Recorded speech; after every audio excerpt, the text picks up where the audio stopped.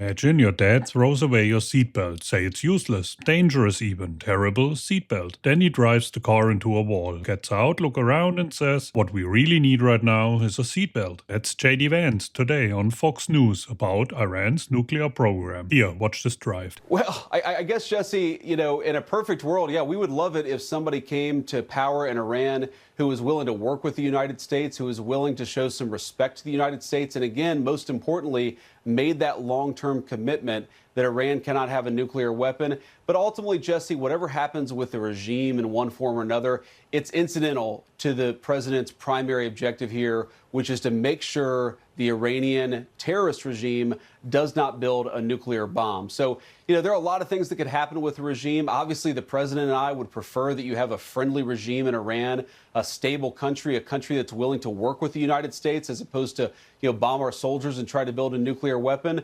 But fundamentally, so long as we achieve the president's objective to make it clear that Iran can't build the bomb, I think the president will be happy with the outcome. That's just one small problem. There was already a deal, a legal, verified, internationally monitored agreement that kept Iran's enrichment at exactly the levels Vance is describing as dangerous, kept the facilities above ground, kept the inspectors inside, kept the bomb years away. The Iran nuclear deal. Sauron cancelled it in 2018. Today, while bombs fall on Tehran, Sauron said, if I didn't terminate Obama's horrendous Iran nuclear deal, Iran would have had a nuclear weapon 3 years ago. So cancelling the deal which kept Iran from enriching somehow prevented the enrichment. The seatbelt was keeping you safe. He threw it out. Now he's upset you're not wearing a seatbelt. The underground facilities Iran built after the deal was cancelled because they knew they'd be bombed without the deal's protection. The cancellation created a problem. The problem justified the war. The war is now the solution. It's a perfect circle. Here's the full loop. 2015, deal keeps Iran